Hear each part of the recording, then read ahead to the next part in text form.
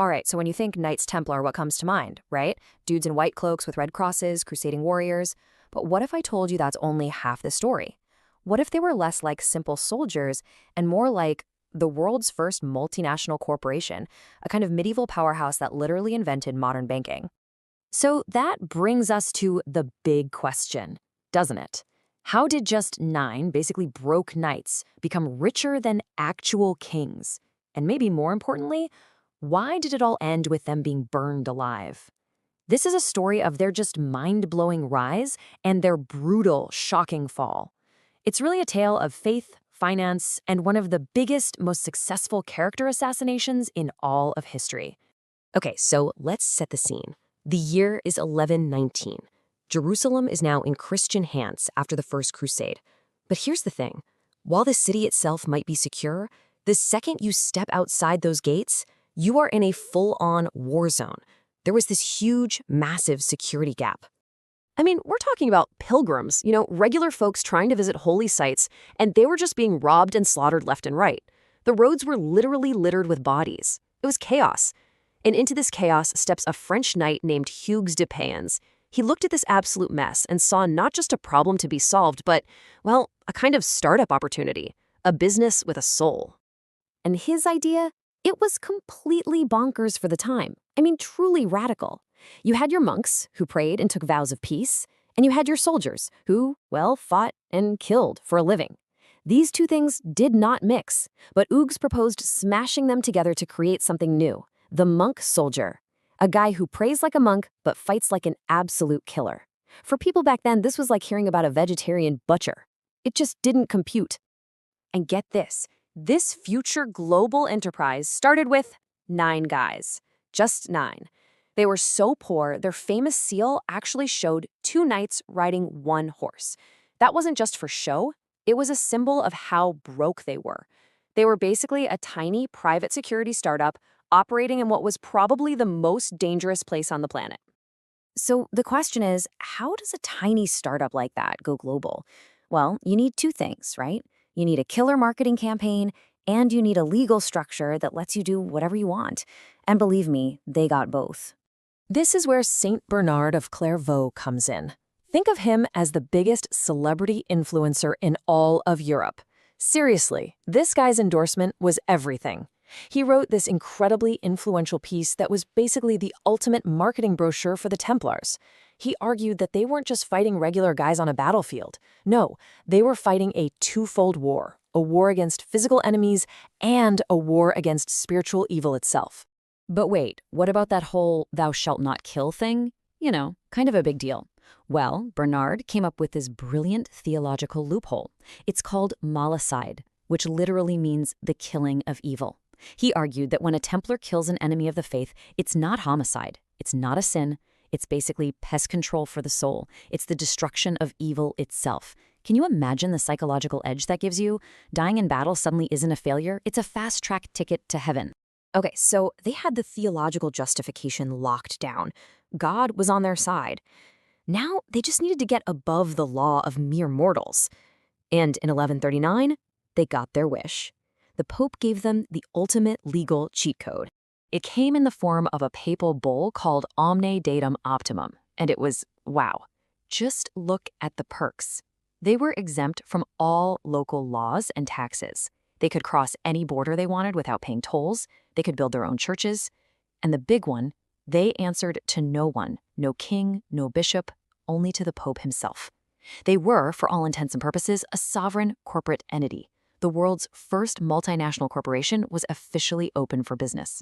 So now they have this untouchable legal status and a reputation for being totally trustworthy because, they're holy warrior monks. And this is where they made their genius pivot. They realized their network of fortresses across Europe and the Holy Land could be used for more than just war.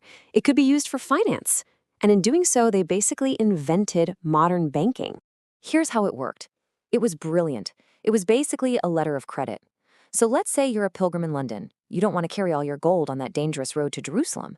So you go to the Templar headquarters in London. You deposit your money and they give you a piece of paper, a note with a secret cipher on it. You travel light and safe all the way to Jerusalem. You walk into the Templar base there, hand them the note, and boom, You get your money. It was the very first international wire transfer system, and it made them unbelievably, staggeringly rich. And I'm not just talking a little rich. I mean, their financial power became absolutely immense. Their headquarters in Paris essentially was the French national treasury. They were collecting taxes for the King of England. At one point, they even held the English crown jewels as collateral for a loan. They were no longer just serving kings. In many ways, they were the bankers to kings. They were richer and more powerful than many of the monarchies around them. But you know how this goes. Being too big to fail is a great position to be in until someone powerful decides you've gotten too big. And for the Templars, the game was about to change in the most brutal way imaginable.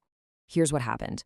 By the late 1200s, the whole Crusader project in the Holy Land was collapsing. In 1291, the city of Acre fell, their last major stronghold. They were kicked out. So suddenly, you have this incredibly wealthy, powerful, international military organization with no war to fight. Their entire reason for existing was gone. And that made them look less like a holy order and more like a very, very rich and vulnerable target. And the man who saw this target and decided to pull the trigger was King Philip IV of France. Now, Philip had a problem, a big one. He was massively, hopelessly in debt. And guess who his biggest creditor was? Yep, the Knights Templar. So he came to a pretty simple and ruthless conclusion. It's a whole lot easier to just get rid of your banker than to pay back your loans. So on a single day, Friday, October 13th, 1307, and yes, this is likely where that whole superstition comes from, he launched a coordinated dawn raid arresting every single Templar in France. But how do you justify that? How do you take down a revered holy order? Well, you launch one of history's first great disinformation campaigns, a flood of medieval fake news. The charges were designed to be as shocking and disgusting as possible, things like spitting on the cross, worshiping a severed head, all to turn public opinion against them overnight. And for centuries, it worked. The official story, the one that went down in the history books, was that the Templars were corrupt heretics who got what they deserved. And that was the story for 700 years. Until 2001, when a researcher, digging through the Vatican's secret archives, found a document that had been misfiled for centuries. So this really gets to the heart of the mystery, right? After all the arrests, the torture, the trials, were the Templars actually guilty? Were all those confessions they made under extreme duress real? Was this elite order secretly some kind of satanic cult all along? Like I said, for 700 years, the official answer was pretty much yes. The church found them guilty, case closed. But then came that discovery in 2001.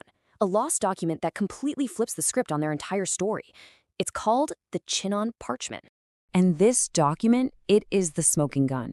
It's the literal transcript from a secret papal hearing in 1308.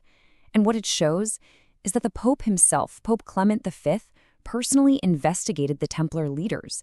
And his conclusion? He found them innocent of heresy. He officially granted them a pardon and welcomed them back into the church. So, what the heck happened? If the Pope cleared them, why were they destroyed? Well, the hidden truth is it all came down to brutal power politics. King Philip basically blackmailed the Pope. He threatened to march on Rome with his army if the Pope didn't do what he wanted. So, to avoid an all-out war, the Pope was forced to dissolve the order on administrative grounds. So you see the difference here?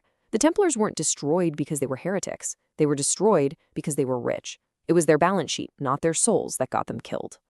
But the story doesn't quite end there. The last Grand Master of the Order, Jacques de Molay, he got the final word. After rotting in a dungeon for 7 years, they dragged him out in public, expecting him to read a prepared confession. But he didn't. Instead, he grabbed the moment and retracted everything, shouting out to the crowd that the order was innocent, pure, and holy. Well, King Philip was so furious, he didn't even wait for a formal trial. He had him burned at the stake right then and there, that very same evening. And so the story of the Templars leaves us with this really potent, timeless question.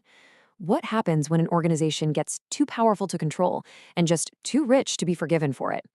They were pioneers. They created systems we still use today. But in the end, their incredible success is exactly what made them a target. Their fall is this 700-year-old warning about that very dangerous place where money, power, and politics collide.